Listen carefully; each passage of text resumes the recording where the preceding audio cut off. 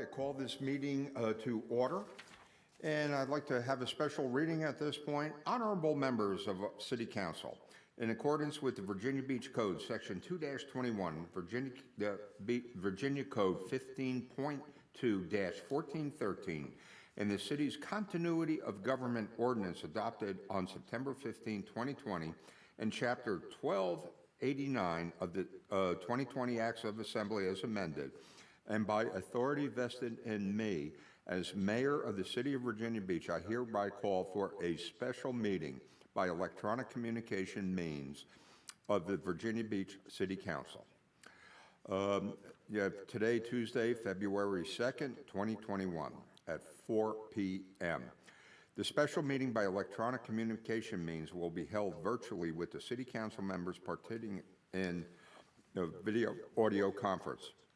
The purpose of the special meeting is to allow the City Council to hold a regularly scheduled meeting regarding items listed in the published agenda.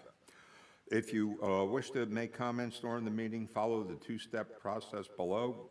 Register for the WebEx and at the https vbgovwebex.com website, and also to register at the city clerk's office by calling 757-385-4303 or via email at abarnes@vbgov.com prior to 5 o'clock on February 2nd, 2021.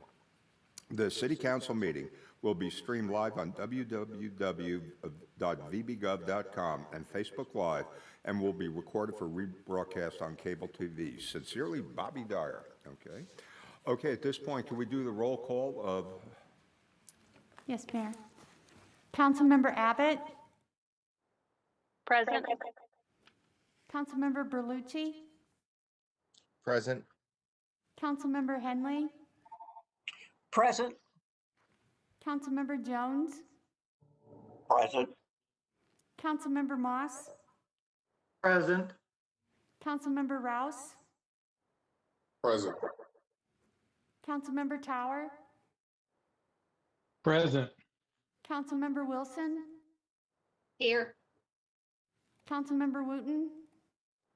Aye. Vice Mayor Wood? Present. And Mayor Dyer. Present. Thank you, Mayor. All present. Thank you. At this point, we'll recognize Ms. Chili as Chief Deputy City Clerk, who will provide the meeting structure and instructions. Thank you, Mayor. Good afternoon, Mayor and and members of City Council. This is Chief Deputy City Clerk Terry Chelios. Today's meeting is being conducted electronically and is allowed as described by Mayor Dyer during his reading of the call for special session. Also, please note this meeting is being recorded. To ensure this live electronic event is successful, please note the following meeting instructions. Speakers, presenters, please mute any additional devices you have in the room to avoid any unnecessary background noise or the possibility of echoing. It is important that once recognized, please wait 2 to 3 seconds to begin to ensure City Council hears your complete remarks. Please begin your comments by identifying yourself. Also, please do not ask, "Can you hear me?" as only one audio feed is open at a time and you will not be able to hear a response. At the conclusion of each presentation, the mayor will open the floor for questions, comments. Council members will be recognized in the order in which they raise their virtual hand. It is important that council members hold their comments until recognized. Also, it is helpful for council members to ask all questions and end by stating you will stand by for answers. This helps to ensure all questions are answered before I move on to the next council member. Lastly, please lower your virtual hand at the conclusion of your remarks. Mayor and members of council, are there any questions about the process? Mayor, I don't see any virtual hands raised. I turn the meeting back over to you. Okay, thank you. At this point, we'll ask Mr. Dehaney to go forward with the city manager's briefings. Mr. Mayor, members of council, before we get started with the briefings, I want to take some time to brief you on our Vaccinate Virginia Beach efforts.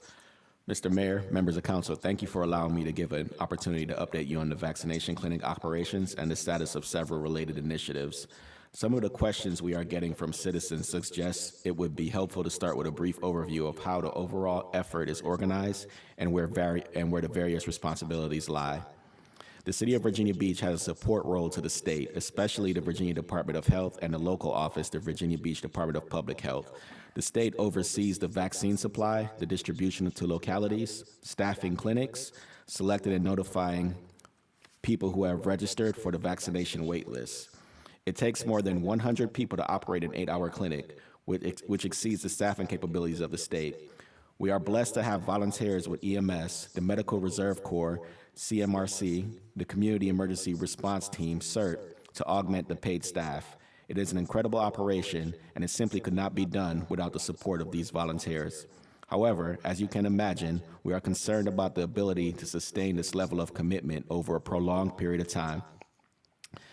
This is one area in which we have stepped in and committed substantial city resources. As I reported to you last week, we have redeployed some city staff from their usual assignments to support the vaccination clinics at the convention center. While we are working to minimize the service disruptions these temporary reassignments might cause, it is possible there may be delays or intermittent closures so we can continue to operate the clinics. This is especially true as the weeks progress. To date, as of this morning, over 60,000 people have pre-registered in the portal we stood up last week. About 40% of those are seniors over the age of 65. 16,500 first doses and 289 second doses have been provided to people eligible in 1A and 1B groups through the Virginia Beach pods. There are 3 pods this week with 2,000 first doses each day, so we will have approximately 22,500 people vaccinated by the end of Thursday. The health department has started pulling names of people from the portal. They are focusing predominantly on the top tier of the 1B group, which is seniors. 50% of the vaccines are going to people who are over 65, and half is being administered to 1B essential workers like medical staff, teachers, firefighters, police officers, and childcare workers. Candidates receive an email with their assigned date. They still have the ability to pick an appointment time. The health department is selecting names based on the order they signed up and the category they meet. Keep in mind, these numbers do not reflect the vaccines being administered by Centera or pharmacies. The health department reports Virginia Beach can expect to receive 5,225 doses for the next few weeks. This amount is based upon our population size, and not all of it will come to the convention center clinic. The health department has to address all participating partners, such as hospitals, pharmacies, and physician providers. We know the pace is not where any of us want it to be. The health department has made a point of stressing that all of the vaccine received locally has been administered, but as you know, the supply continues to be a problem, not here, but all around the country, not just here, but all around the country as well. We have been made aware of the possibility that the state may create some mega sites to provide vaccinations. We don't have many details about it yet, but one of the possibilities could be to augment the operations at the convention center to increase the total number of potential vaccinations from around 3,000 a day to 4,800 a day. I will let you know if those discussions progress and the possible impacts it may have on the city and our operations. I know we would all like to see additional sites activated so people have more choices where they can get vaccines, but the supply shortage is hindering those efforts. One of the issues we have heard about involves the state's recent transition to a new scheduling system called PrepMod. According to the health department, the new software offers a more user-friendly interface and controls for scheduling, but there have been logistical issues that they are working through. People have questioned the URL coming from PrepMod because it doesn't reflect the state or the health department, and the link for rescheduling appointments was not working. No new individuals will be added to the previous system called VAMS. Only second dose appointments will be managed through that previous system. We have shared with the health department the concerns you and others have raised about addressing health equity concerns, including but not limited to those in the impacts for those with language barriers, digital access barriers, transportation to and from pod sites, the need for more pod sites, and mobility issues on site at the pod locations. To meet the vaccination needs of the most vulnerable populations impacted by COVID-19, specifically people older than 65 and those who are between 16 and 64 with underlying health conditions, city staff is assisting the public health department with the following plans. We're working with the health department to establish a program to operate vaccination clinics in small venues located in or near areas that can target vulnerable populations, like Lake Edwards, Great Neck, Virginia Beach Boulevard, SeaTac, Kempsville College Park, Green Run, and Creeds.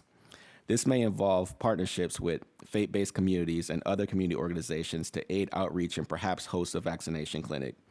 It would be scheduled on days other than when the convention center pod is operating. Staff is exploring how to use existing transportation services to help provide rides to people who need them.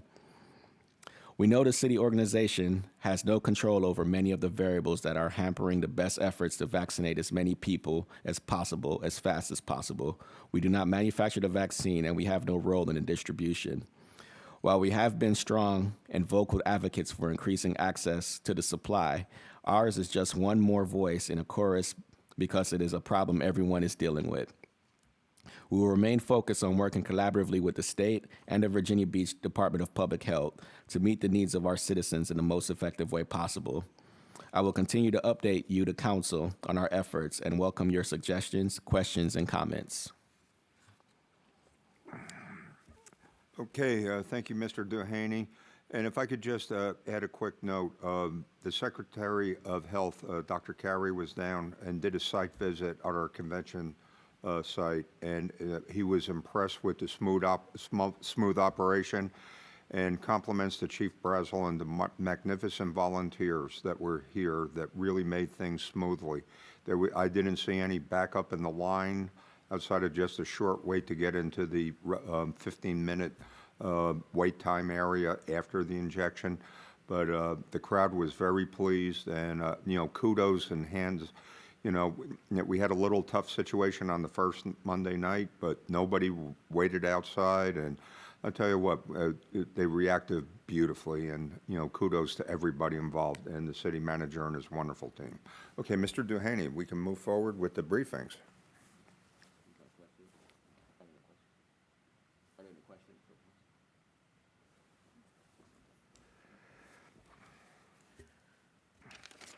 Mr. Mayor, members of council, the first city manager briefing will be from Parks and Recreation. They will provide council with an overview of the final draft active transportation plan, which is scheduled for a public hearing and your vote at the February 16, 2021 city council session.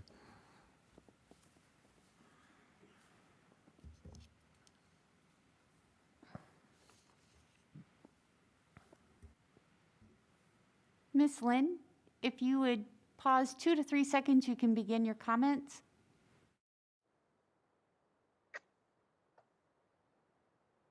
Good afternoon.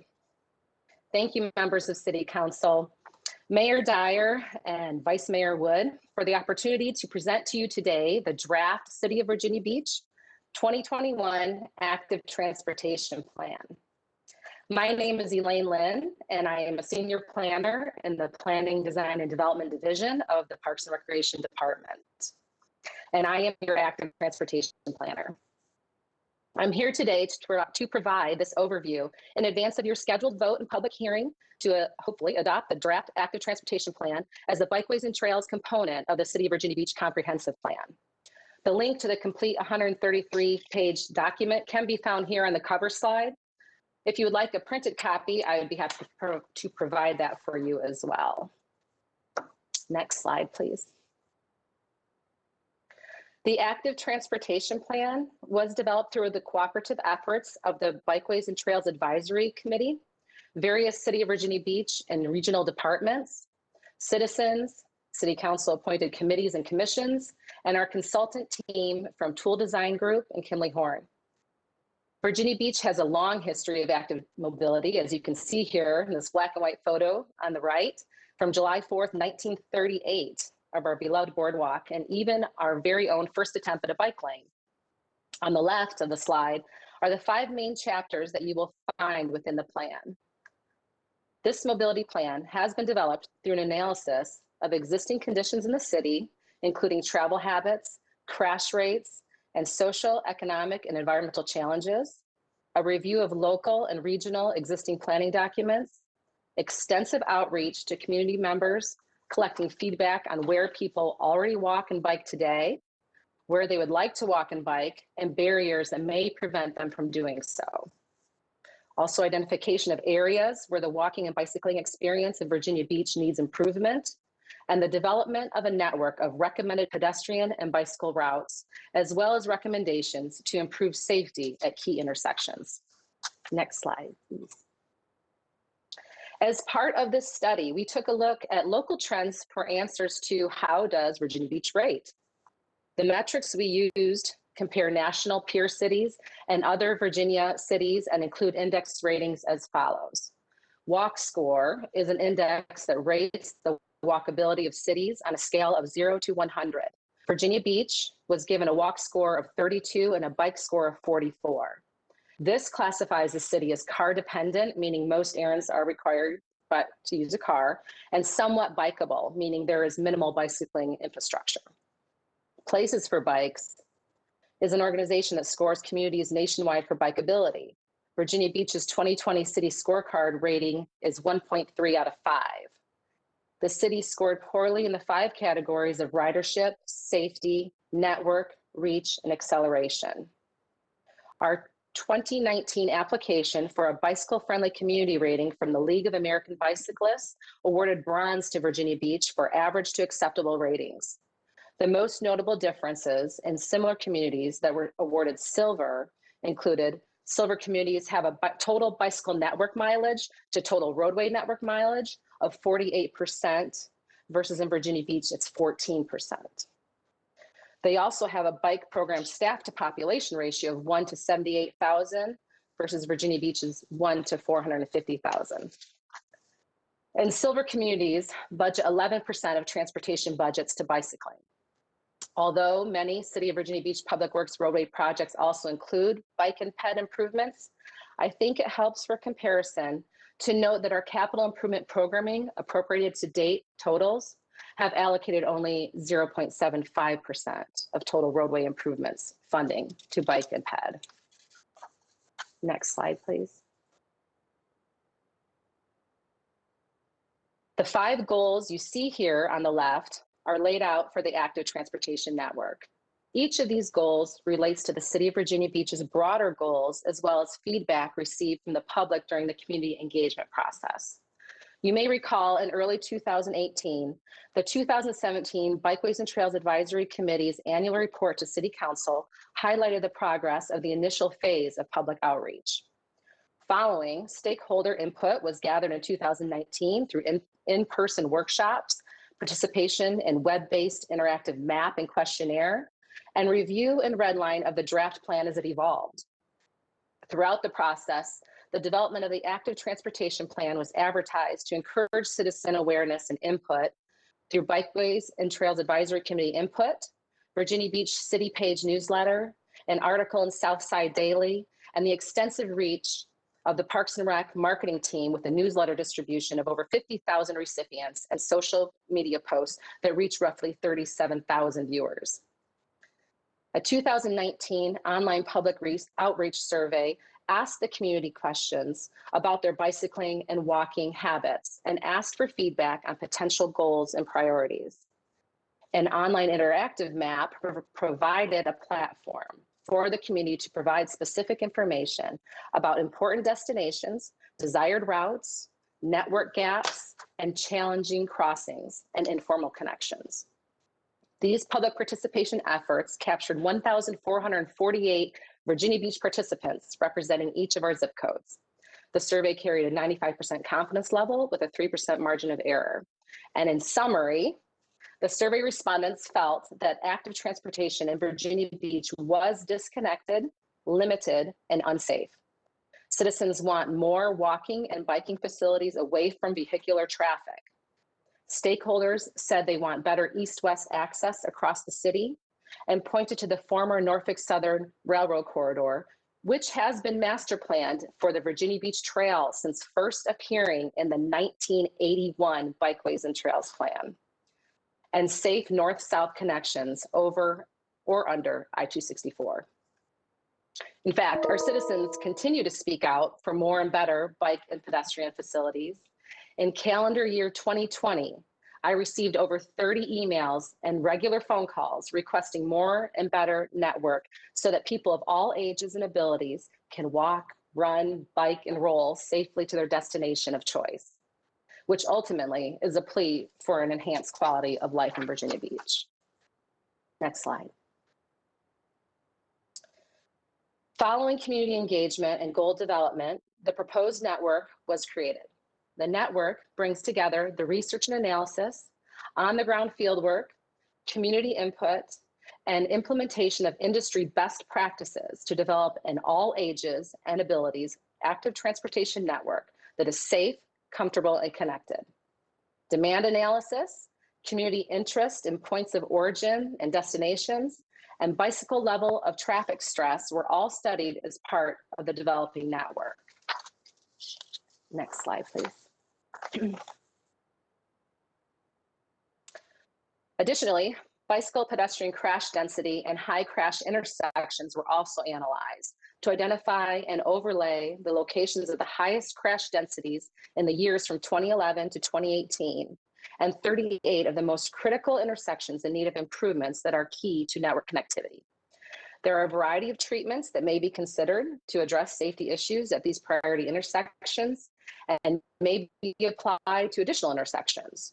These treatments are context-based, and with the leadership of Public Works Traffic Engineering, further site-specific study of the feasibility of each treatment will need to be performed prior to design and implementation.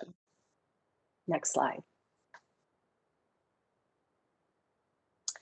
Each corridor within the network serves different community and different characteristics, and as such has a unique purpose, as well as distinct challenges. The active transportation network consists of 3 proposed components that make up the proposed network routes.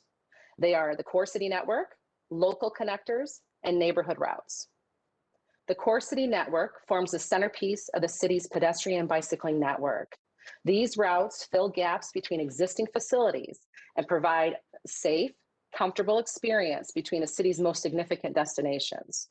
The spine of the core city network is the proposed Virginia Beach Trail within the former Norfolk Southern Railroad corridor, as it provides a fully separated off-street connection between 6 of the 8 SGAs, connection to the Tide Light Rail Station in Norfolk, Virginia Beach Town Center, and the resort area, where a 1.5-mile-long paved path near the Vibe District is already constructed and heavily utilized within the corridor. There are also several major north-south connectors that intersect with the Virginia Beach Trail, connecting communities north and south of I-264, and additional routes providing critical connections to destinations, including military installations, the Bayfront, all 8 SGAs, the Municipal Center, Princess Anne Athletic Complex, TCC, and historic Kempsville. The proposed network is further dissected by proposed facility types to detail specific infrastructure, including shared use paths, side paths and wide sidewalks, protected bike lanes, and recreational routes. Next slide, please. The selection of the facility types and design considerations for implementation are centered around the goal of developing a low-stress active transportation network for people of all ages and abilities. 2 important considerations that affect the safety and comfort of people using bike and ped facilities are the volume of traffic on a given road and the speed of vehicular traffic. As vehicular speeds increase, the risk of fatality to the pedestrian increases exponentially. This knowledge aided in the selection of the types of facilities described in the last slide that were appropriate for different roadway conditions. Next slide, please. New to City of Virginia Beach bikeways and trails planning initiatives is the addition of taking a look at our vast waterway system through the lens of blueways for transportation and ecotourism. With sea level rise and the ongoing risk of repetitive loss, never has the time been more appropriate to enhance our commitment to learning to live and cooperate with the water. Waterways are blueways are water trails, much like greenways are land trails. Blueways and greenways are typically long enough to be designated as travel routes for either transportation or recreation. Greenways are identified within this plan as viable solutions to mitigate recurrent flooding in the areas of town most vulnerable to repetitive loss. The plan's recommendation is to promote partnerships between public works stormwater projects and a more robust bike and ped network, which can be deployed alongside green infrastructure, flood mitigation efforts, and improved stormwater management. The Blueways map is created as part of the active transportation network to highlight primary and secondary waterway networks, waterway access points, and potentials for water taxi routes that best promote water navigation as a reliable mode of transportation. The map also identifies specific potential multimodal points of intersection that may accommodate a land-to-water connection. Next slide, please. The plan also includes performance measures to evaluate the success of the plan. This is a long-range plan, projected out to 2045. This ability to measure progress will help staff maintain the pedestrian and bicycle network while allowing the City of Virginia Beach to communicate its benefits to the public. The measures align with the project goals agreed upon at the outset of the planning process: connectivity, safety, economic vitality, technology, and health, and contain 10 measurable performance indicators. Some of these indicators are measured year by year, while others are projected over the next 25 years as long-range projects to be accomplished by the year 2045. Next slide, please.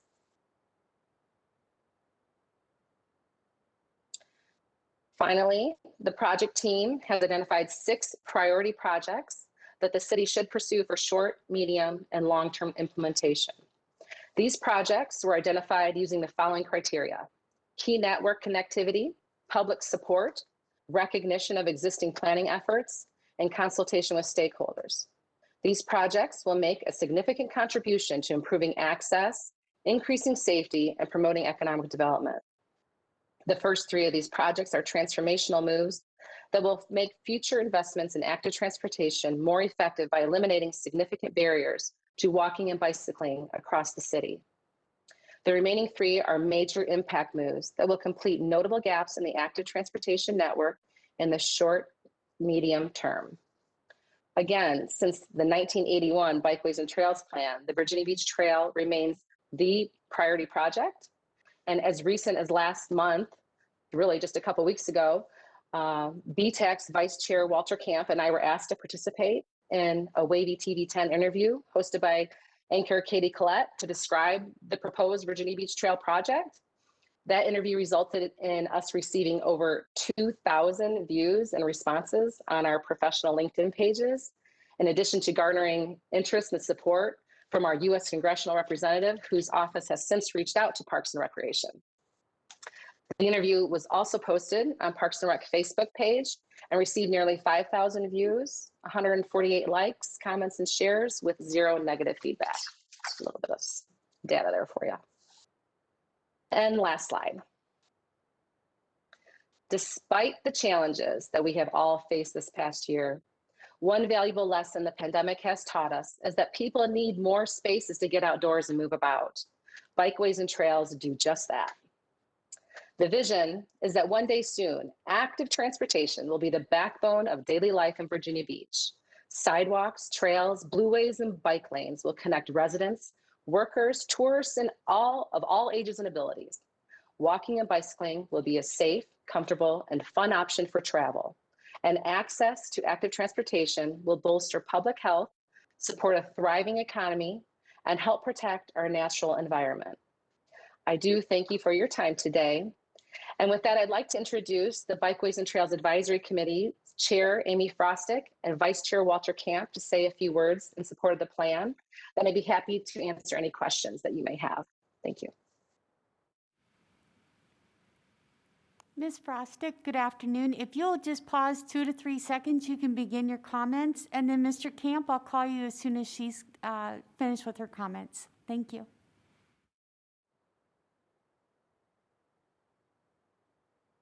Good afternoon, Mayor, council members, and City Manager Duhaney.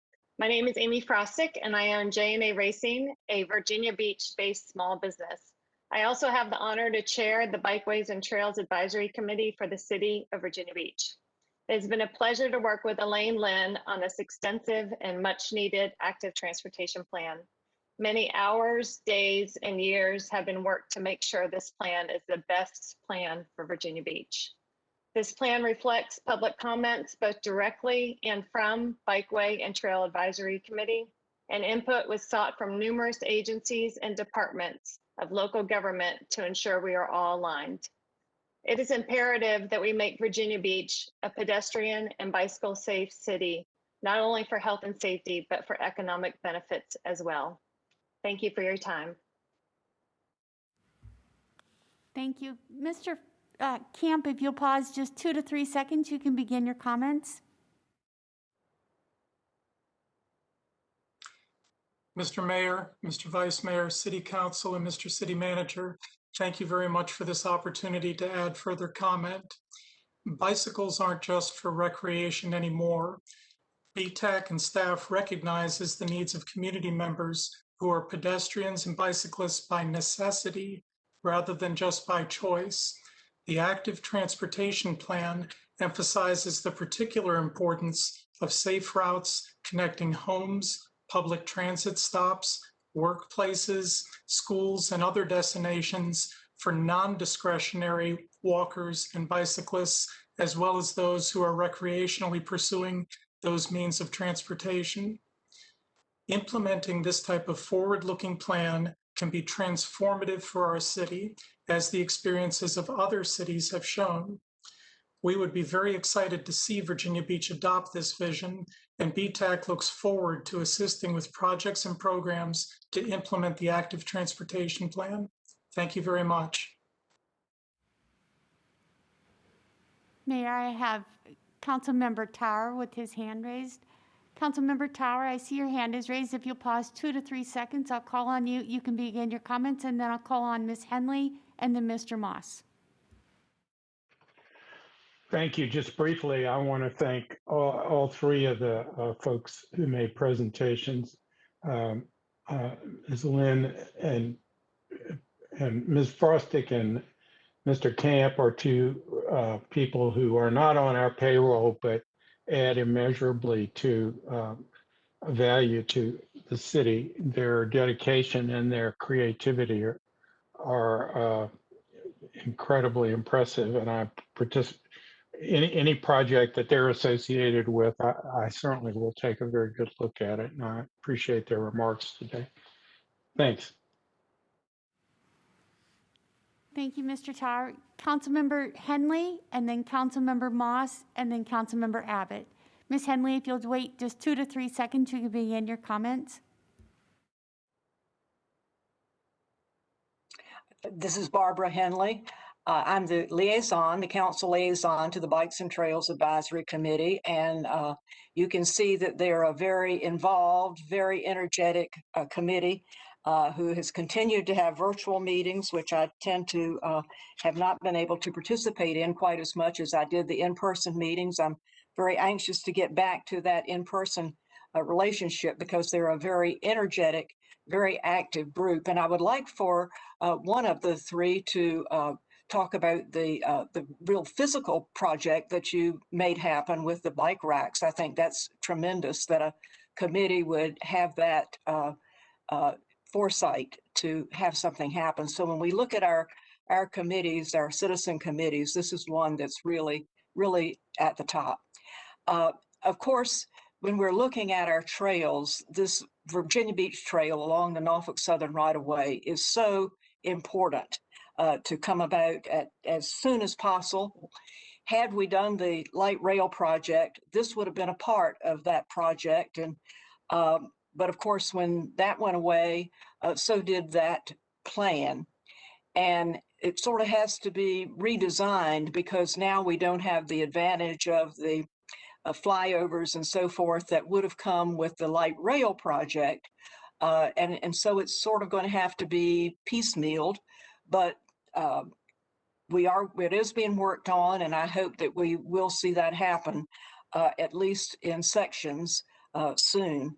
And I do really look forward to seeing the full document, and I just want you all to know that there's a lot of really good people who've worked on this, and thank you very much. Thank you, Ms. Henley. Councilmember Moss and then Councilmember Abbott. Mr. Moss, if you'll wait just 2 to 3 seconds, you can begin your comments.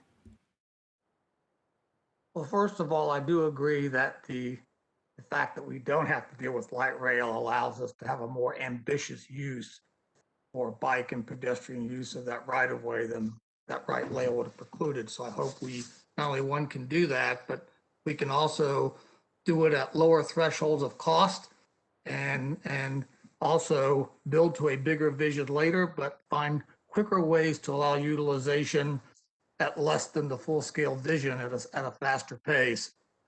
I did appreciate that the word vision was used, because I've often believed that any plan that doesn't have program resources behind it isn't a plan, it is a vision. So I feel much more comfortable having heard that than before, because it did. And I think when people make choices or communicate priorities, but it doesn't require them to accept an expense or a cost or a tax, or doesn't require them to choose between choices, you don't get quite as an informed opinion as you do when people have to make hard choices. So I think that's important, but I don't want people to forget, as we look at these things one by one, even including stormwater management, that flood mitigation and the flooding risk is the #1 imperative priority of the community. I don't think we'll ever be the Netherlands, but I do think there's a lot of room for improvement. And I look forward to finding the pace, the fiscal pace. And Mr. City Manager, I would suggest in the future, as these plans come forward, it would be nice just to get a summary page that says, what of the plan is programmed. I realize this is an input to the comp plan, but it would give us a reminder, and the public a reminder, the delta between the appetite we'd like to have and the menu that we can afford or are planning to afford, so that people don't have an unrealistic expectation at the pace at which we can deliver on the vision, but we should always be motivated to do it. I appreciate all the hard work. I thought the graphics in the brief were a great communicator, but I don't want people to lose sight that our #1 issue that we face in our community is resolving our flooding issues. Thank you, Mr. Mayor. Thank you. Councilmember Abbott, if you'll pause just 2 to 3 seconds, you can begin your comments. Thank you. I just wanted to take a moment and first touch on my appreciation for all of the hard work this committee has done and the excellent vision and plan that you've crafted before us. This is incredibly exciting, and I think good news that we all need to hear in this time, especially with how desperate we all are to be outside and try to find some semblance of normalcy. I'd also echo some of the sentiments of my colleague, Councilman Moss, in terms of finding the way forward with this path, so to speak. Obviously, there's costs associated with executing this, and I look forward to knowing what those costs are and what the grand plan costs, and how do we, as has been mentioned, piecemeal it together so that we can start utilizing this part of our city, these parts of our city rather, in a more effective way, and making sure that pedestrian and biking transit is a really safe, feasible way to get around our community. But I did just want to say thank you to those that are involved in this process, and how much I appreciate all the work that you do. Thank you. Mayor, there's no other virtual hands raised at this time. Okay, thank all the council members for their input, and it was a really good presentation, and hope for the future. Okay, Mr. Dehaney. Mr. Mayor, members of council, at this time, the planning department is going to provide you an update on the comprehensive plan as it relates to the next steps. In short, due to the pandemic, staff feels we should pause the process and re-engage after the pandemic. Staff will also cover the sustainability plan that was created in 2013.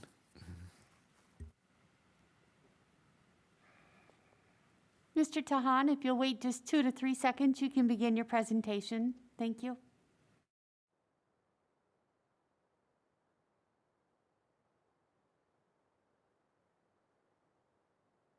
Thank you, Mr. Manager, Mr. Mayor, members of council. Today, I'm providing an update on the comprehensive plan, where we are in the process, what steps we've taken. Also, we're going to provide an update on the sustainability plan. There was a request or a letter that was provided by the Resort Advisory Commission that had asked for some updates on what was going on with the sustainability plan. So I have a very short presentation and a few slides to address some of these concerns. Next slide, please. Next slide. So we've heard comprehensive plan for a long time. You've heard a lot of information about it, and of course it is a vision for our future. It's a policy document that provides that vision, and it's a requirement of the Code of Virginia for the Planning Commission to bring forward to the City Council this comprehensive plan that can guide departmental strategic goals and policies. It is the basis for our land use decisions and growth, and it guides the physical appearance of development in the city. And the goal is, with our comprehensive plan update, as we started it, is that we wanted to have accountable implementation that could be measured in some fashion so that we can provide where we are in meeting some of these goals. Next slide, please. We had an ambitious schedule of phases that we were planning to try to do to get public input. Now, unfortunately, as we know, that we've had many challenges as we've moved forward, but we did start off with our first phase 1 section that has the city staff, as well as some of our partners, go out and provide a questionnaire to the general public to help give us a kind of general vision of the city and to provide us some input so that we can just get started in a direction. The questionnaire was very general, had some very high-level questions and comments from folks. However, it did provide us an opportunity for where to start if there were some concerns or questions.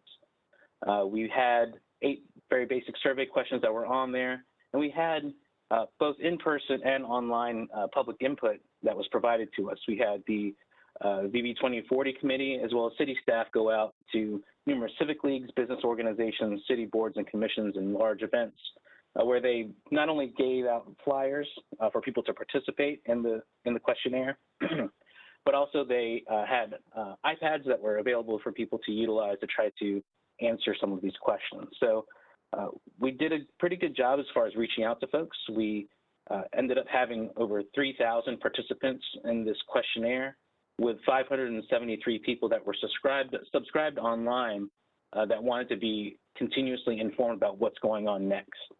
Now, we know that that wasn't the last step of any type of public input. So again, we just wanted to have some location on where to start and where to kind of to direct some of those resources as we were reaching out for public input. We were moving into the next phase of virtual and in-person meetings to obtain some very specific input on current and potential policy development that could be provided to the Planning Commission as they moved forward with this information that they had. Of course, as that had gone on, we ended up being in the middle of the pandemic, and we have essentially put all of that on hold. Although we have, in my opinion, we've had very good participation from the public. It is utilizing and focusing only on one means, which is that virtual means, which not everybody is comfortable with. Now, I will say that based on some of the other comprehensive plans and other plans that I've rolled out to the public before, the numbers that we've had are pretty significant as far as our participation. But we do know that there is a significant portion of our population that likes to meet in person and to provide their input in that fashion as well. And we wanted to make sure all of those voices were heard. Because we have the problem of being able to hold in-person meetings, we went ahead and paused and put all of that outreach on hold until we could get this behind us. And of course, any type of policy development and other things like that are also on hold because we do want to make sure that the public input has been provided and has provided information to the Planning Commission so they can make informed decisions about the vision and future of the city as far as policy development. Next slide, please.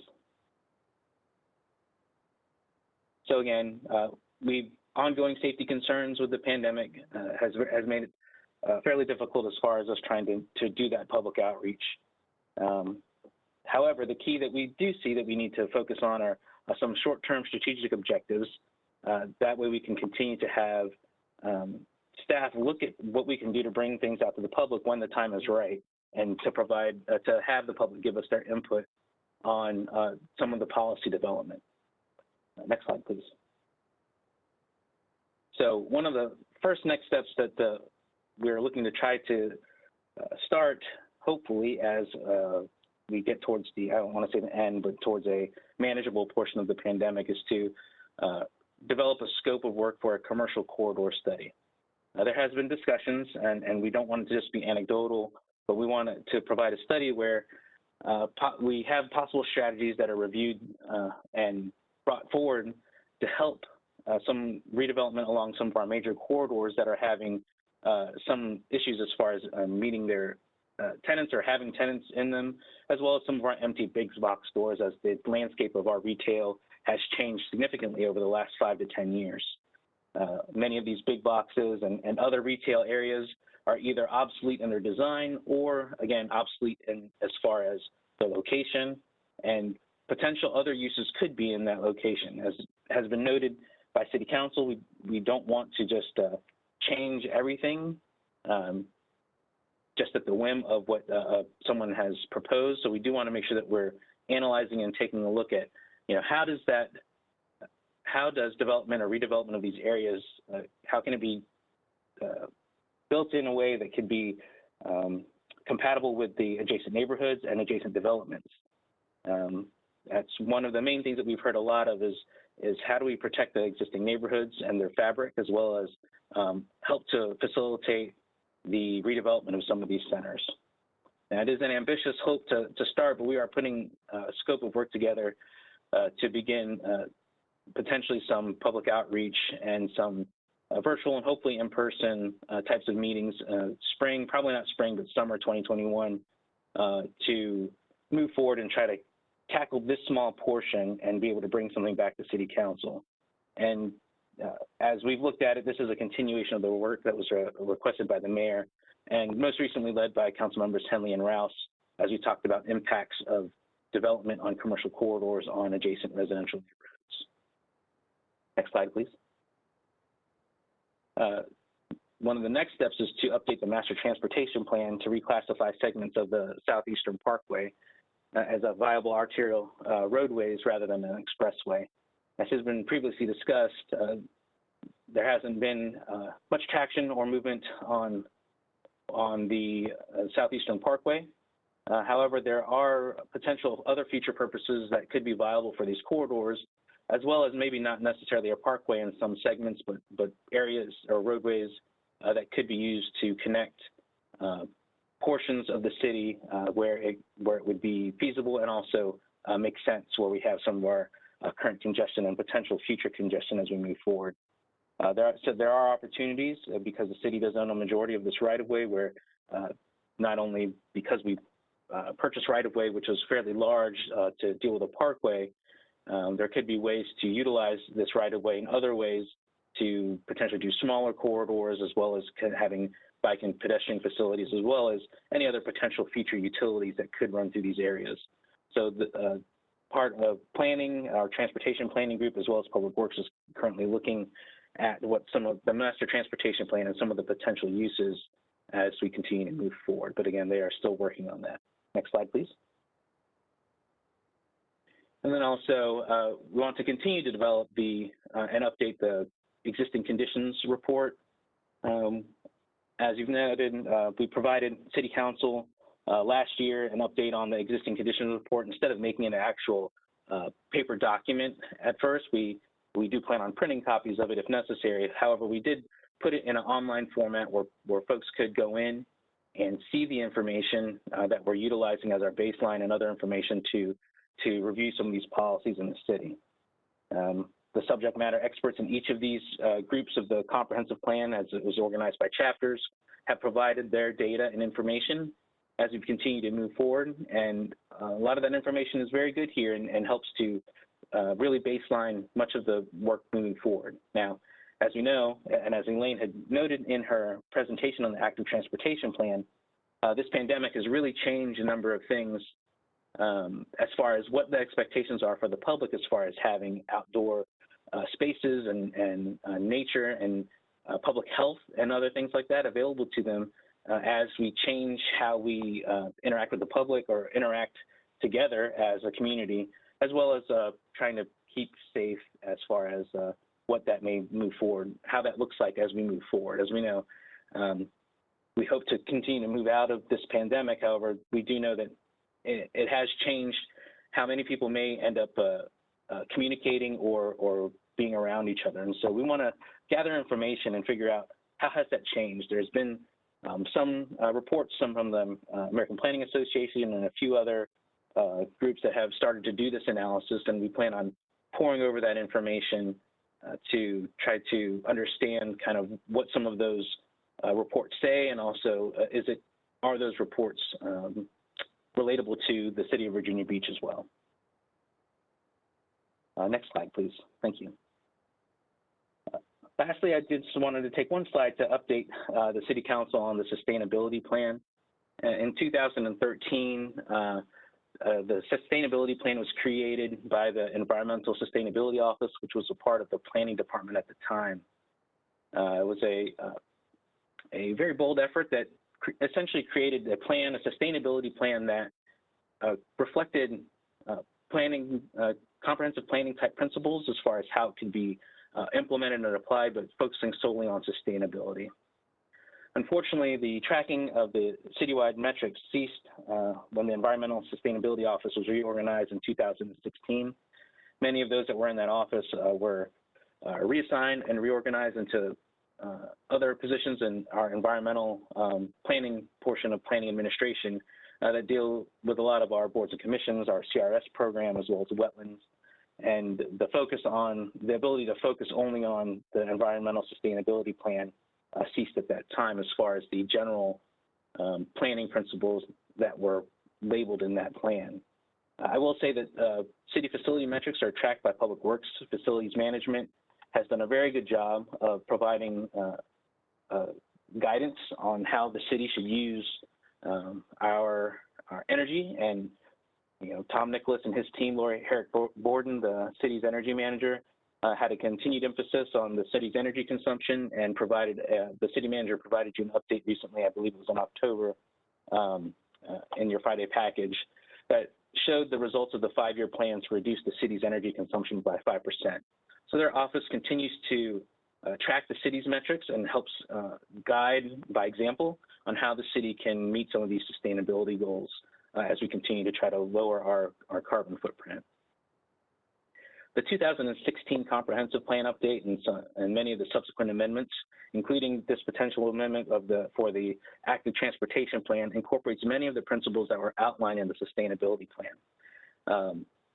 Because it was a very result-oriented plan that when it was created, the comprehensive planning team was able to take a look at it and pull out some of the information that was in it to see where it lied as far as some of the things that we implement through the comprehensive plan, the current comprehensive plan that's in place.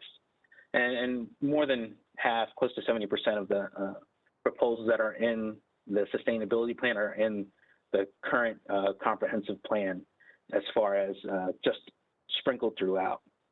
So the key is that what we want to do is make sure that we don't lose any of those goals and that were in that plan that was adopted by City Council in 2013.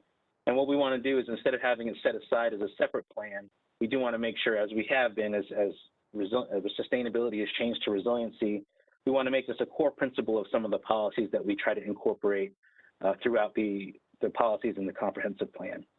We don't want to leave it as a general set aside, but make it as something that's thought about first as we continue to look through the lens of other land use decisions as well as other metrics that we have in the city. Next slide. With that, I'll take any questions. If you'd like to take a look at the existing conditions report that we have that's currently online, and go to vbgov.com/ourfuturevb.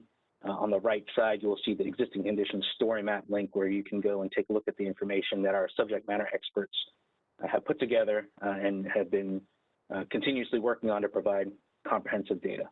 And at that, I'll stand by for questions. Mayor, I have two council members with their virtual hand raised. First would be Councilmember Henley and then Councilmember Moss. Ms. Henley, if you'll pause just 2 to 3 seconds, you can begin your comment. This is Barbara Henley, particularly talking about the sustainability plan. I was also the council liaison to the development of that plan. And it was an extremely large group of very diverse people who worked very hard on that plan for quite a time. And too often, you know, we do these plans and then they wind up forgotten on the shelf. And I think probably with the reorganizations, that's essentially what happened to this. Probably you had to go looking for it and said, I didn't know there was such a thing. But this plan looked not only at environmental sustainability, that was just one part of it. It was also economic and social responsibility, and incorporating all of these together in a plan to say, how can we be a sustainable city economically, socially, and environmentally?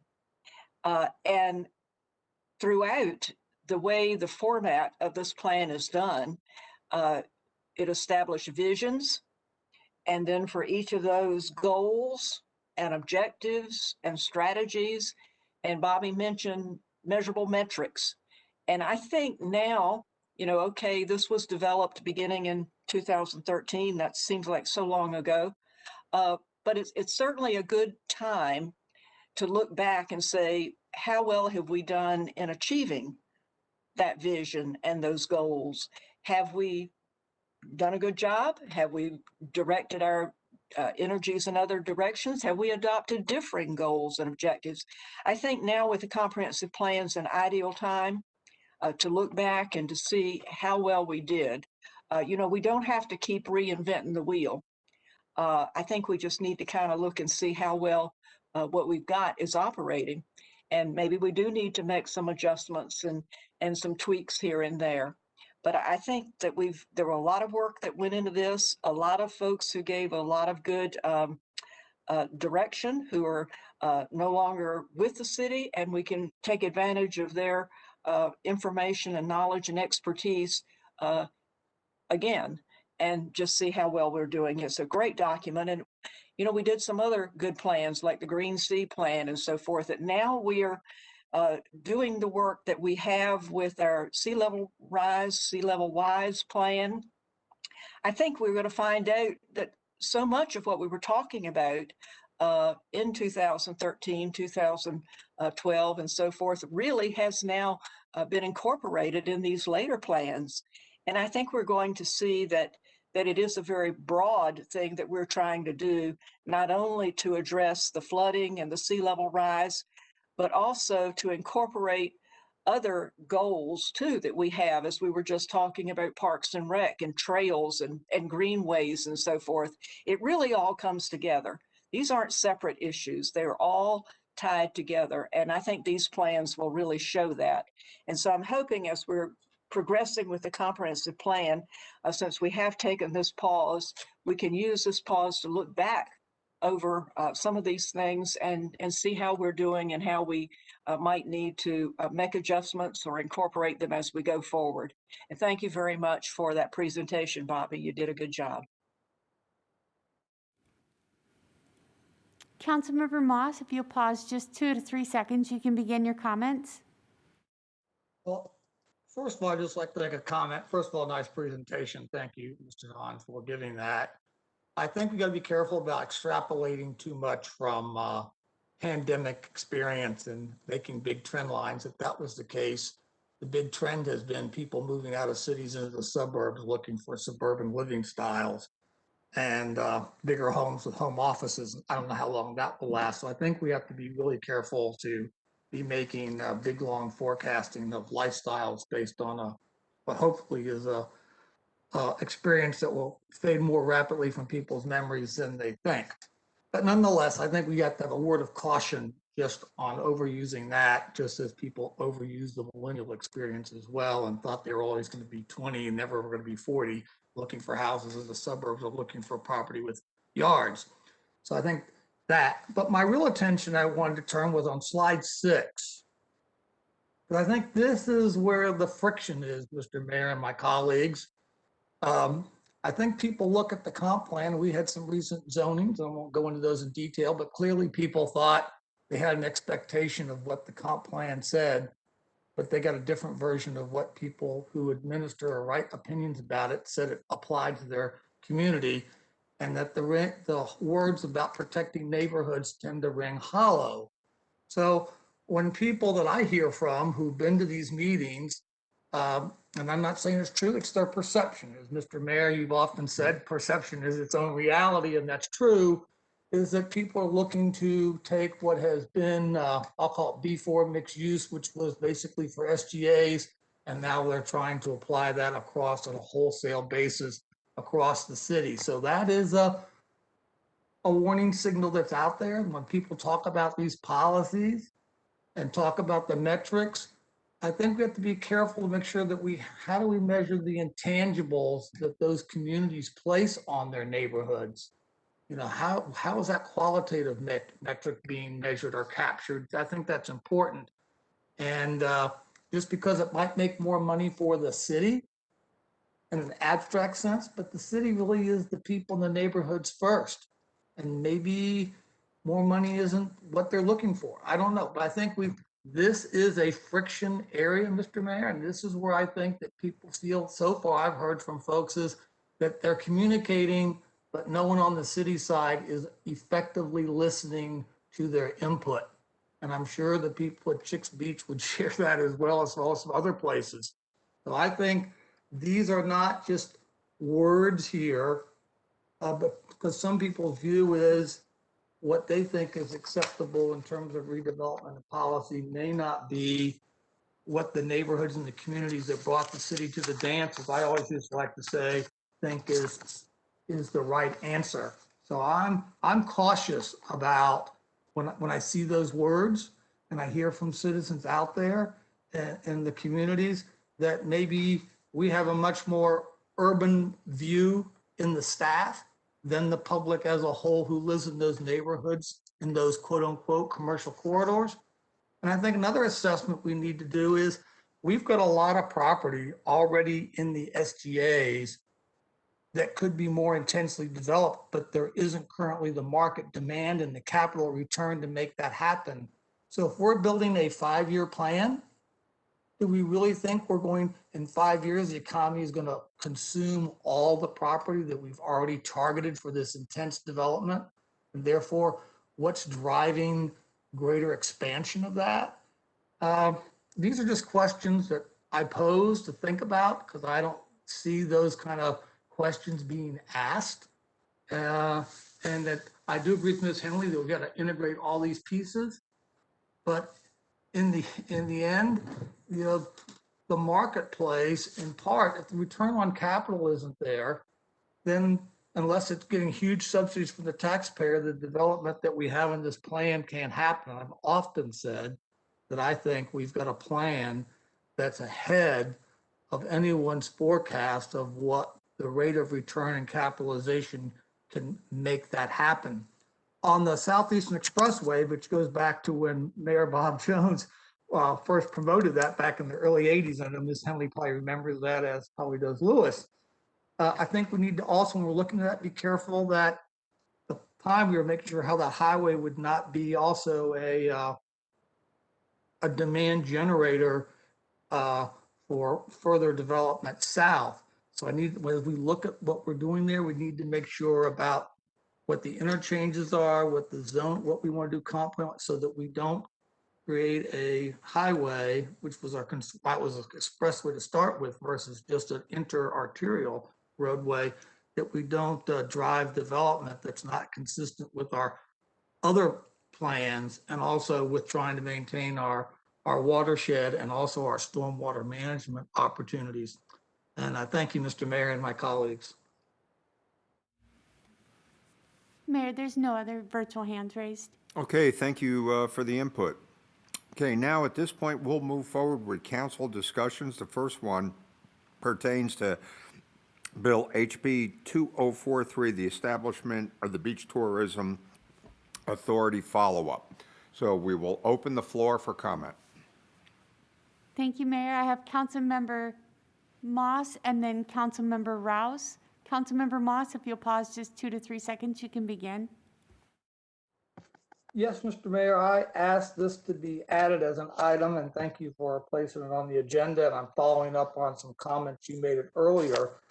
I just want to make sure that as we plan for whatever the future might be, whether we get to an authority in the future or in fact that proves to be a bridge too far, that either way, I'm hoping that the city manager will look at how to fully leverage the current authorities that we have, the discretion that we have to create an organizational internal structure that is responsive to some of the leadership and agility issues that the January report identified, and that we also leverage and fully exercise our ability to create micro compensation groups, which I know some people said those were theoretical, but in fact, we actually have the legal authority to do that. Just have to how we implement that to make that work. So that whether we stick with in-house performance, which I'll admit is my bias, or that in the future we get permission to create this authority, we would be further along in the organizational structure and its compensation system and the leadership there, that would be a much smoother, and we gain the benefits and lessons learned as well. Commensurate in parallel with that, we have tremendous flexibility on how we package and do procurement. And I would hope that the business model or the delivery model that I have talked about, and so have others, of having a much smaller in-house piece and a much bigger buy the service piece, since we're talking about the primary functions, not the redevelopment functions that were in the other group, but the advertising, promoting and marketing functions, that we would look at having a test case for that, and that we would be putting that in place maybe in phases, but that we would not be timid on how we use the existing authorities we have to create the agility and flexibility that I believe that we could have if we were willing to fully leverage the organizations that we have. And I know that we got a short cycle to make that work. And then in parallel, I think there were a lot of defects and flaws in that bill. And I talked with many members across the state and the General Assembly and even the state Senate. And I hope that if in fact we go back down that road, that we have a little bit broader cross-section of the community would be involved in vetting that. And personally, my view is I think that the public should have to approve it in the referendum, but that's a discussion for another day. But the case at hand is just to let the city manager and my colleagues know I am in full support of the city manager working and fully leveraging any authority and powers we have to correct all the deficiencies. One of the principal one was leadership with the existing Convention Visitors Bureau. And if he thinks he needs something from us, to come and ask us sooner than later, so that we can have a success story. And we don't have to wait for an authority to act on some of the findings that were in the report back in January. Thank you, Mr. Mayor. Thank you. Thank you. We have Councilmember Rouse and then Councilmember Tower. Councilmember Rouse, if you'll pause just 3 seconds, you can begin your comments. Thank you. Thank you, Terry. My comments are centered around House Bill 2198 and House Bill 1890. My question for the mayor, vice mayor, city manager is where's the transparency on this agenda? Right now, we're getting a follow-up on House Bill 2043, but yet the city council has taken a position on House Bill 1890 and House Bill 2198, and where's the follow-up on that? You know, in light of Black History Month, I believe it's important and relevant to this council discussion to first of all, to highlight the Voting Rights Act of 1965, which outlawed the discriminatory voting practices adopted in many southern states. It banned poll taxes, literary taxes, and other measures, effectively preventing African Americans from voting.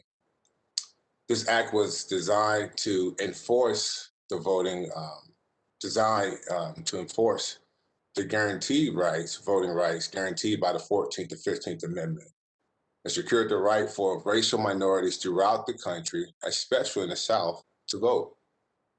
Now, voter suppression still goes on today in the form of gerrymandering, making votes, making voting and getting registered to vote more difficult, and access to the ballot. So this is why this council's opposition or position on House Bill 1890 and House Bill 2198 is so troubling, especially knowing we have a case in federal court centered around the same matter. Now, I have heard from many of our constituents, including the Virginia Beach Interdenominational Ministers Conference, who wrote to City Council about the blatant misrepresentation, the hypocrisy, and total lack of transparency from the mayor, the vice mayor, and silent majority of members of this council pertaining to House Bill 2198 and House Bill 1890. Now, the silent majority, you all, whomever you are, directed and instructed the city manager and the newly appointed government aide, Deborah Ryan, to oppose these very impactful bills that are centered around voting systems, at-large voting systems, and voting rights throughout the Commonwealth. Our government aide opposed these bills on the behalf of Virginia Beach City Council. Now that is odd because I don't recall having a council discussion about whether or not we take a position on these bills. So how can you speak for me if you have not spoken to me? So I'm very disturbed and troubled by these actions. I find these actions hypocritical and self-serving. But let me explain further. In August of 2020, a resolution was brought forth before this council on the important matter of our voting system via referendum by Councilwoman Jessica Abbott. This referendum sought to seek the input of citizens on the very matter of our voting system within our city. But this council voted that referendum or resolution down, I should say, to be correct, voted that resolution down 6-5 and not to value the citizens' input. But yet the mayor and the vice mayor and whomever else on council directed the city manager to oppose House Bill 2198 and House Bill 1890 on the grounds that the people did not have a say. Now that's hypocritical. And to be clear, if this body had approved of the voter referendum last August, these actions would be legitimate, but today, these actions are not. First, you deny the people a say, then you silence their vote, their voice. Need I mention, silencing your fellow council members' voice, thoughts, and views on this very important matter. With so much experience on council, 16 years or more for the majority of you, why didn't anyone call a special session to seek input from the rest of council and the public for that matter? The lack of such actions appear to be self-preserving. Another area of great concern I have surrounds the fact that a majority of this body secretly instructed the city manager to carry out their wishes without proper discussion from the city council as a whole. We are a city council, city manager form of government. I don't need to remind anyone of that. We don't have a strong mayor. We're supposed to act as a body, a unit. So my question is this. Whose idea was it to instruct and direct the city manager to oppose House Bill 2198 and House Bill 1890 without discussion from city council or input from the citizens on behalf of city council?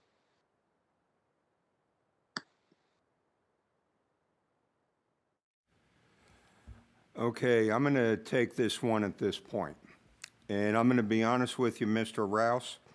I think the problem that this bill that was brought forward was inherently flawed when you talk about the lack of communication and, dare I say, arrogance of somebody bringing forward a bill that changes our voting system without consulting with us. And I think that, in a nutshell, is exactly why we took action. It was sprung on us. And, you know, once again, we have to communicate better with our delegation. We were not consulted about this. There is a trial in effect, and this denies. Once again, if we go back, the reason we did not pass that referendum at the time was because of the COVID and the short window that we were not allowed to have public meetings and input. And now we're going to have a discussion at our retreat coming up about moving forward with it this coming time.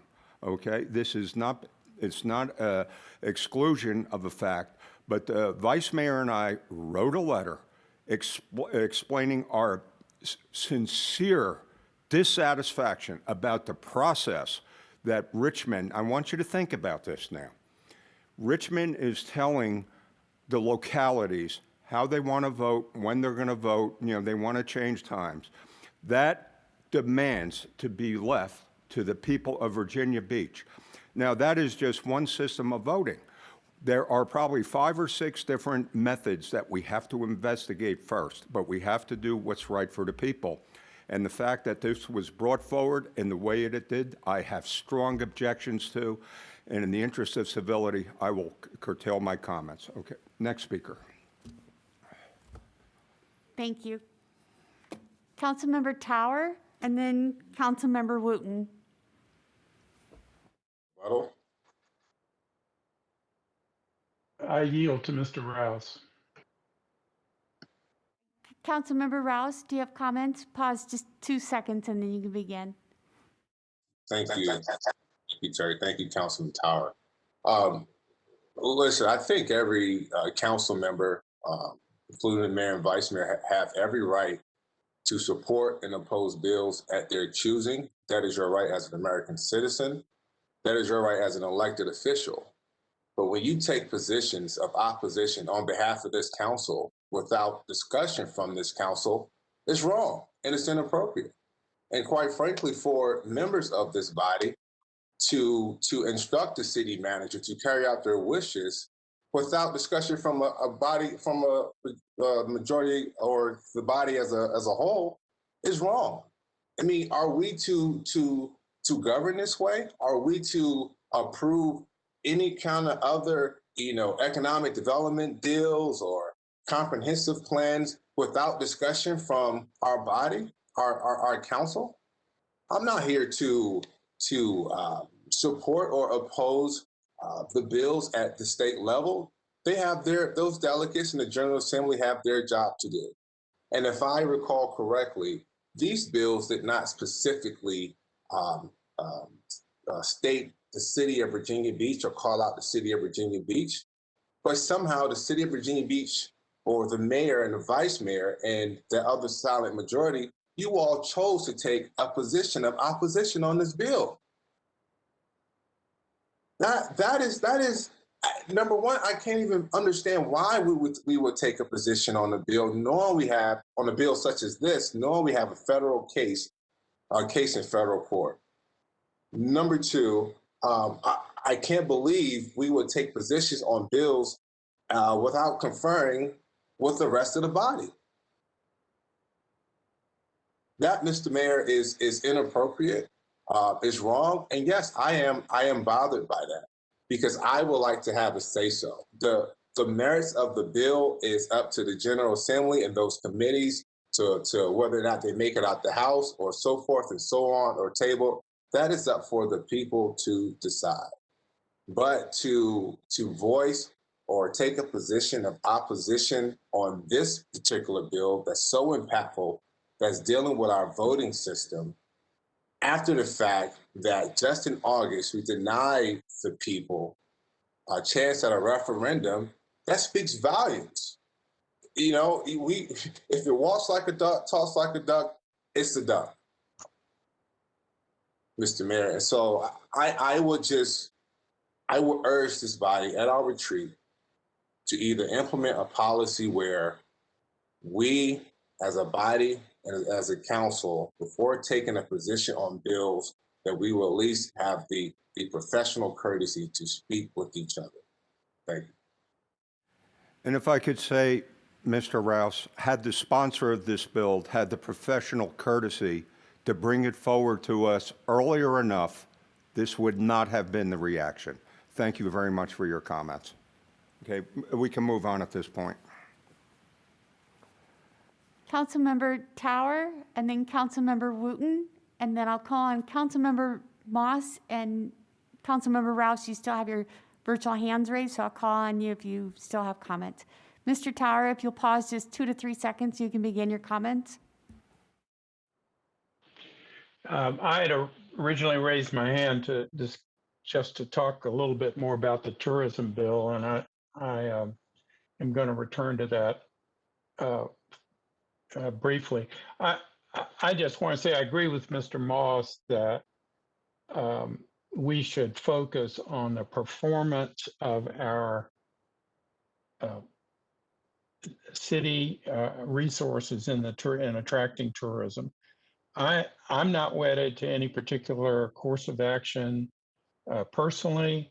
I am open, and I believe that the tourism industry in Virginia Beach, from the discussions I have, are also open to creativity, to suggestions, but I do not want the failure to proceed with the tourism authority to slow down the process of dealing with making sure we have the very best tourism department, whatever we call it, but within the CVB or without. And now that we have spring and summer approaching, obviously in the short run, it's very clear that we're going to be operating with possible contractual relationships as well. But I also would speak to the city manager. I too want to hear from the city manager about what he thinks we should be doing in this case. I believe the citizens of Virginia Beach deserve. We put a lot of energy and effort and money into building up our tourist industry. It absolutely needs the attention that keeps it strong, healthy, vibrant. And I look to the city manager for leadership in that regard. I know he has a lot on his plate, but next to vaccines and flooding, I guess I'd put this right near the top of the list, particularly with an impending season coming on us. We need to make sure that we're fully prepared to deal with that in a first-class manner. Thanks. I'll save my comments on Mr. Rouse's issue until others who have spoken on them. Thanks. Thank you, Mr. Tower. Councilmember Wooten, if you'll pause 2 to 3 seconds, you can begin your comment. Yes, thank you. And I'd actually like to divert to Councilmember Rouse's comments. And I think it's also pertinent to the bill that we're discussing now, particularly with the process. I believe this particular bill had to be withdrawn because we were not able to provide the necessary guidance and information to Delegate Guy to properly support and champion this bill in the state legislature. And so here we also find with Councilmember Rouse's comments, HB 2198 and HB 1890, where the sense is that these bills were just sprung upon us. And I don't believe that's the way the bills come into progress or come to pass.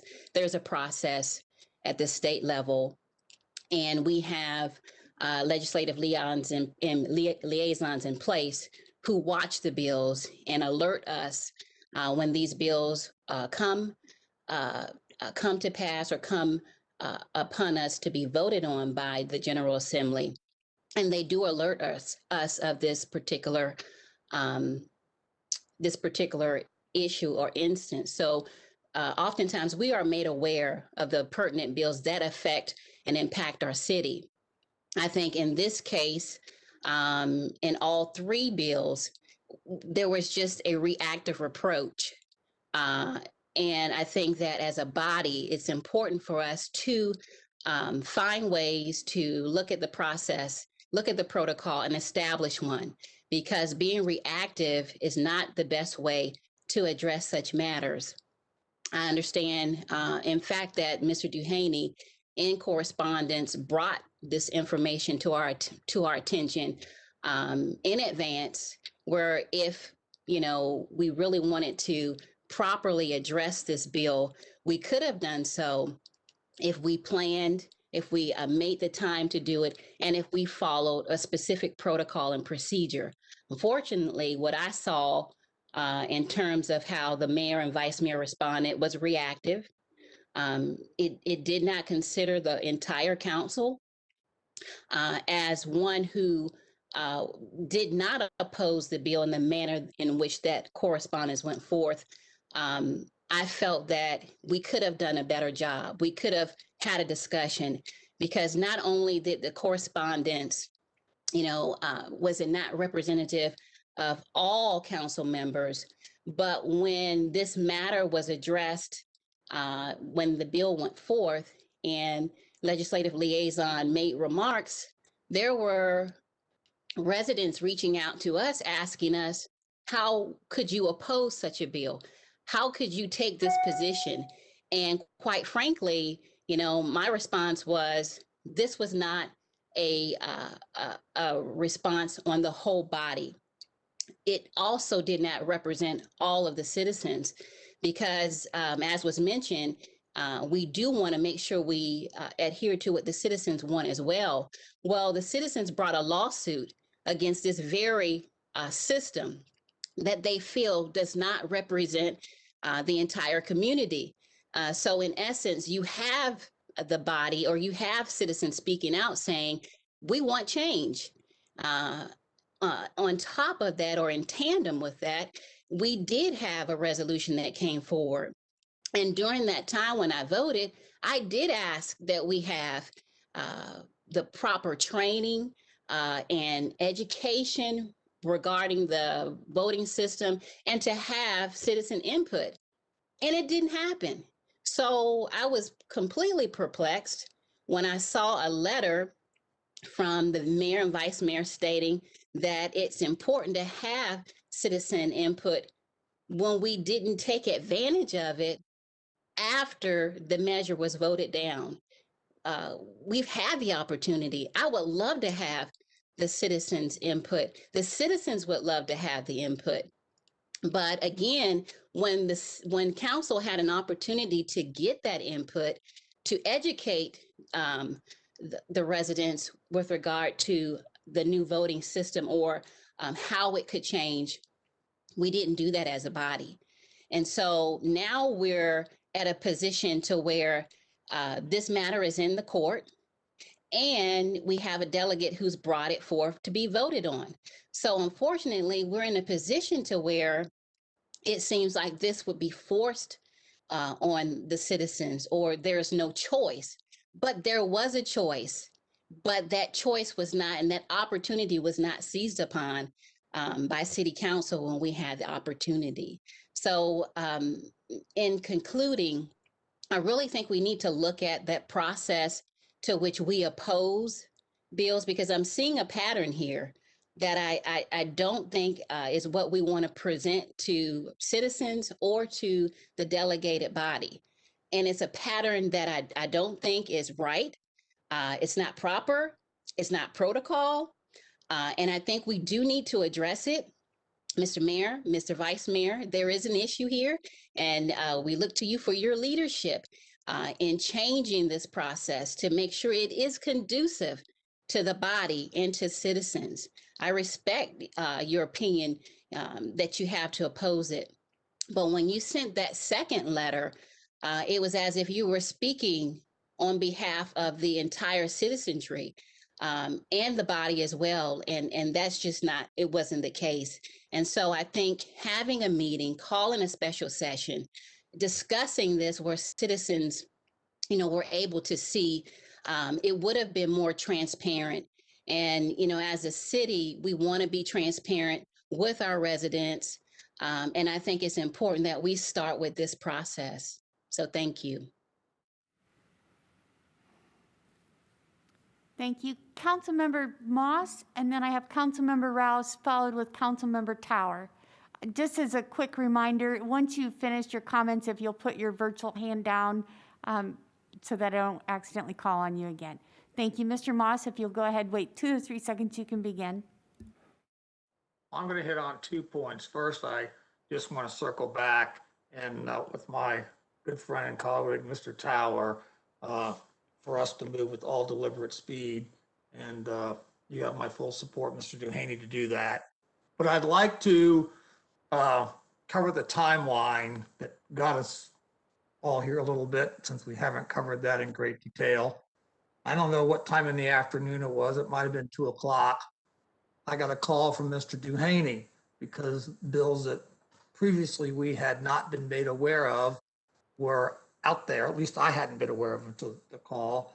And the city manager can take positions on bills of the General Assembly without even asking us. And I've shared that with Mr. Rouse that we might want to change that policy, because I did respond to his email and I appreciated getting it. And I gave him honest answers. And I think there's probably need several policies to make that clear. So good on you, Mr. Rouse. But so anyway, so I asked a number of questions in that conversation. And I said, obviously he's not wanting to, he's being asked for the city's position on that bill. He'd be the city manager. And he's not wanting to get out ahead of where 6 or more people are. That's a smart move if you're a city manager. And I applaud him for his astute observations there. And so I said, well, I don't oppose the content. And I wrote letters to that effect, identifying that they're just from me. But I didn't oppose the contents of either bill. But I thought what they missed was any provision that whatever comes out of this bill should still require to be adopted, whatever locality it is, Virginia Beach, Stanton, Petersburg, wherever, that the voters there how to be able to validate that that's the solution that they want. And I said, but as the bills are written, they don't contain that. So yeah, I'm not in favor of the bills as they are written, but it's not because of what they say, it's what they left out. And I communicated that. I asked several questions if he had conversed with the city attorney to make sure that this was something we could perform in informal guidance to the manager. And since the manager had the authority to express the opinion without even asking us, so that would be dangerous, I admit. I said, okay, well, and they were going to call everyone. And I hope everyone did get called. But I have to admit that wasn't the best, but they looked like they had to have an answer sooner than later. So I think that's one issue, is the how that happened and why. So I don't want the public to think that that's a customary way of doing business. And I expressed my concerns, but in the end, I'm accountable for, and I did express to Mr. Councilmember Rouse in writing an email to him, tell him I was one of those 6. I don't know, there might have been 7, there might have been 8, I don't know, but I did. And I even went on Facebook and likewise expressed I wasn't trying to operate in the dark. I stood up and said, yeah, I'm accountable for opposition for what it misses, not for what it says. It would have been nice, but as Mr. Rouse knows, we are in litigation. Some of the things in the bills, though I think it's great to expand the ability of government to hold accountable, but I just want the public to know that those bills did move fast. They did progress on partisan votes up in Richmond. I don't really, to me, that doesn't subtract from the merits of the bill, because I think they're both bills. It would have been nice if they had passed on a bipartisan basis, because I think that it's hard to argue with the bills.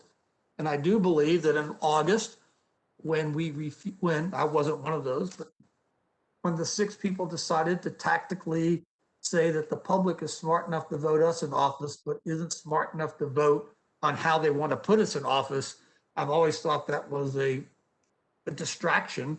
It was tactically a victory, but strategically a mistake. And so we lost the moral high ground to engage enrichment. And I've even heard that from some colleagues in the House of Delegates, that we wouldn't be in the position we're in if we had taken the high ground, because the voters would have spoken. So I think Mr. Rouse and Ms. Wooten, and I think Ms. Tower and Abbott and myself, the 5 of us who voted for that, try to let the people have that voice. And now you are correct. We are going to get a prescribed answer. So if we have a retreat, we need to have a retreat about what we plan to do with going to a ward system, because clearly that's the direction that we're headed, and we're not going to get a vote. And so the people who wanted to keep a district system are now denied the opportunity to have their voice heard. And the kind of district system we get might be different from the one our people would pick.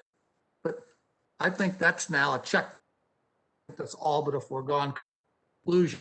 At the same time, I think the mayor and vice mayor operated with the best of intent. Would have been better if their letter had clearly said they were speaking just for the 2 of them. That's something that I always do. Yes, but do I think it was a malicious misrepresentation? I think not, because they both signed it. I understand how it might be taken, but I'd like to give my colleagues benefit of the doubt. But is it a process we will probably want to repeat? No.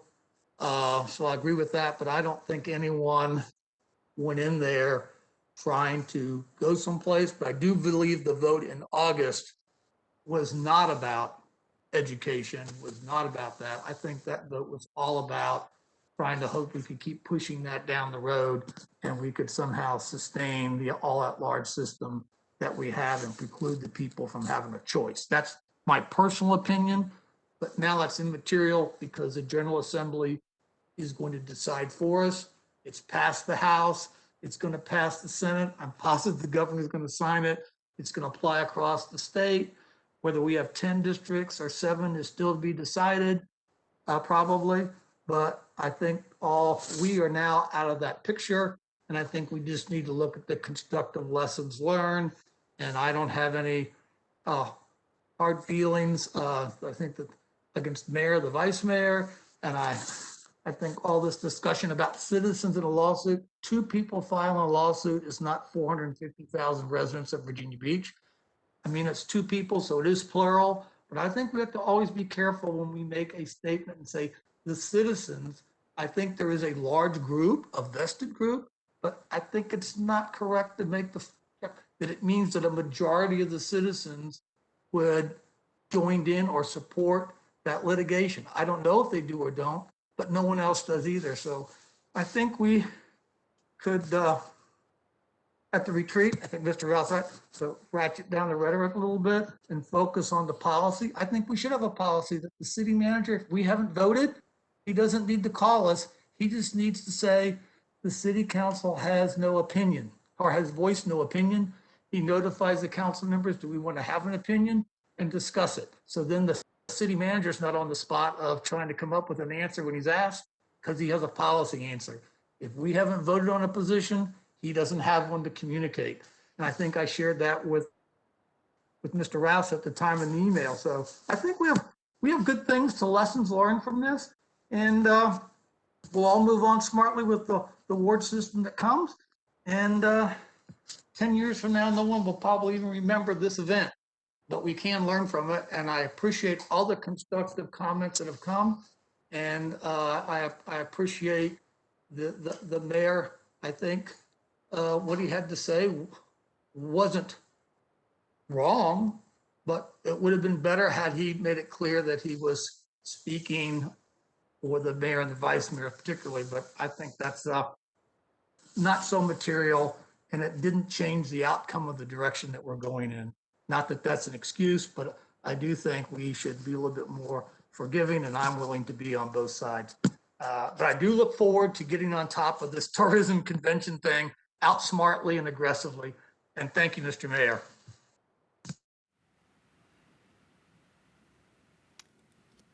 Mayor, our next speaker is Councilmember Rouse, followed with Councilmember Henley and Councilmember Tower and Councilmember Wilson. If you'll just let me know how much time, we have 20 minutes or so before formal session.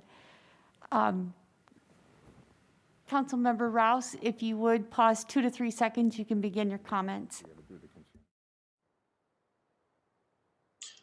Thank you, Mr. Moss, Councilmember Wooten, for your comments. You know, Mr. Moss, I respect you so much because I always know exactly where you stand. You're very upfront and straightforward. And I really appreciate that about you. I know we don't always see eye to eye on a lot of things, but I always know where you are, and I respect that so much about you.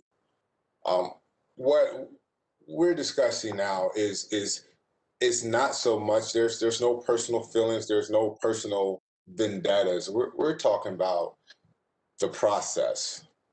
And I think if you combine that and if you understand that with the history of minorities, the plight that minorities have had within this city, you would understand, Mr. Mayor and Vice Mayor, that this mistake of not listening to the rest of council who represent these minority groups is a pretty big mistake.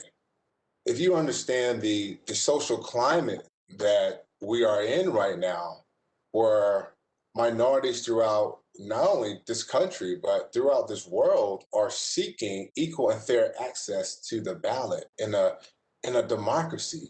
Equal and fair representation is the cornerstone of our democracy. And so I want to be clear about this process because we're talking about the voting system within the city of Virginia Beach. We're talking about the voting system, and to not even seek the views or concerns from your fellow council members who represent minority groups is a grave mistake. But that's not saying we can't recover from it. It's not saying anyone is harboring hard feelings, but it's about accountability. And it's about making sure we do not repeat those mistakes going forward. And Mr. Mayor, and also I share your frustrations in that, you know, the sponsor of this bill did not seek our advice ahead of time, but I understand as well the sponsor of this bill was not necessarily specific to the city of Virginia Beach. But in the same respect, you know, how I'm frustrated that you all did not consult the rest of council. You know, so again, I think we have a lot to discuss. We have a lot to work at. But again, I think we need to understand the gravity of this situation and of the opposition of these bills, which deal with the voting system and having equal and fair voting rights throughout the Commonwealth, not just Virginia Beach. And you have to think about the trust and good faith that you will be seeking and needing from minority communities for something as not so simple as even discussing vaccination for this pandemic. It's all related. And as a social scientist, if I can't count on you to respect my voice and opinion when it comes to the voting system, how can I count on you to respect my voice and opinion or my health when it comes to even getting vaccinated? All of this is connected. And so my concern, which I already stated, and I won't belabor the point, but it's making sure we have a process that is transparent, that is all encompassing of everyone who has a voice, regardless if we agree or not.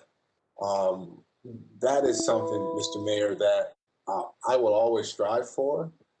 And so my last question and concern would just be, if there is another bill that may come up next year in the next session, hopefully we'll have a policy in place. But I'm concerned about, the mayor and vice mayor acting unilaterally to advocate against bills that we haven't talked about as a body. And so hopefully we can put that question to bed in our council retreat. And I look forward to everyone's thoughts on this matter. But again, Mr. Moss, I want to say to the rest of my council members, there's no hard feelings or ill will, but there will be accountability, because you and I and everyone who holds a position of elected office, we're accountable to the people. And when I receive those phone calls from the people, if I don't have an answer, then I'm held accountable. And that's what that felt like, hearing all the concerns from our constituents who said, you denied me a voice or say. And all I could say was, no, I did not, but I'll get to the bottom of it. So that's all for my comments. Thank you, Mr. Mayor.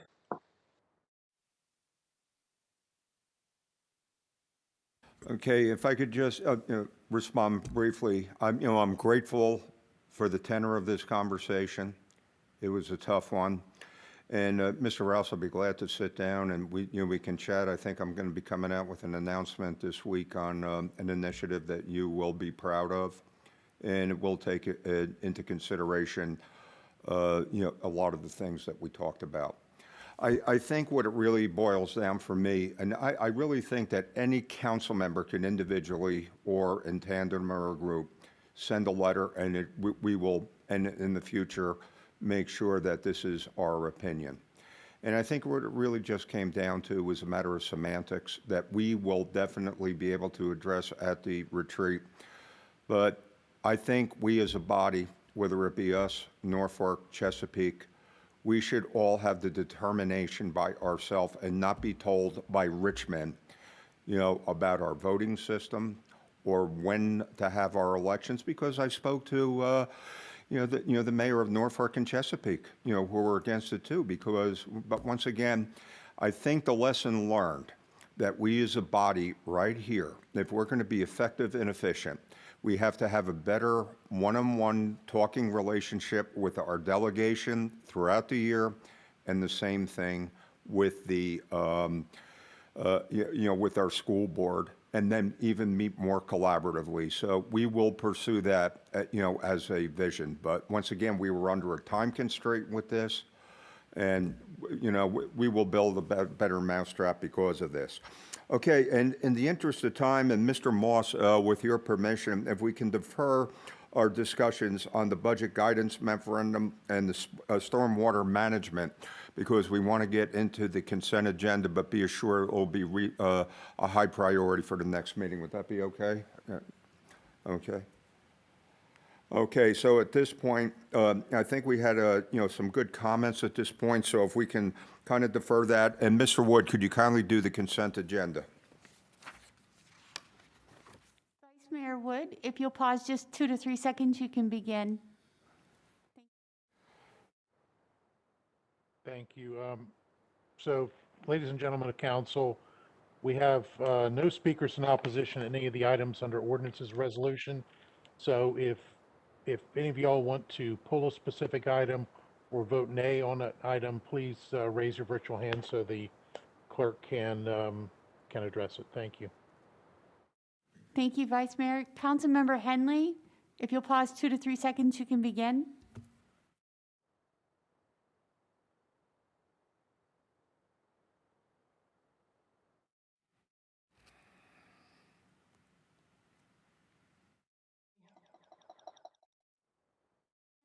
You can begin. This is Barbara Henley. Did you call on me? Yes, ma'am. Your virtual hand is raised. Did you have any comments for the consent agenda? Were there any items you wanted to speak to?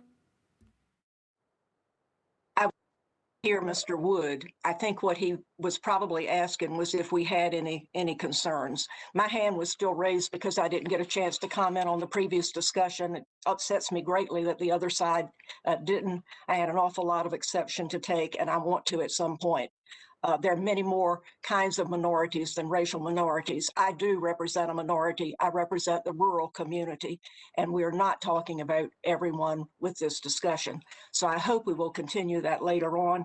No, I don't have any concerns about the consent agenda items. Okay, if I could just have a comment real quick. Ms. Henley, you will have the opportunity to have your say when we do old business at the conclusion of the meeting. Is that fair enough?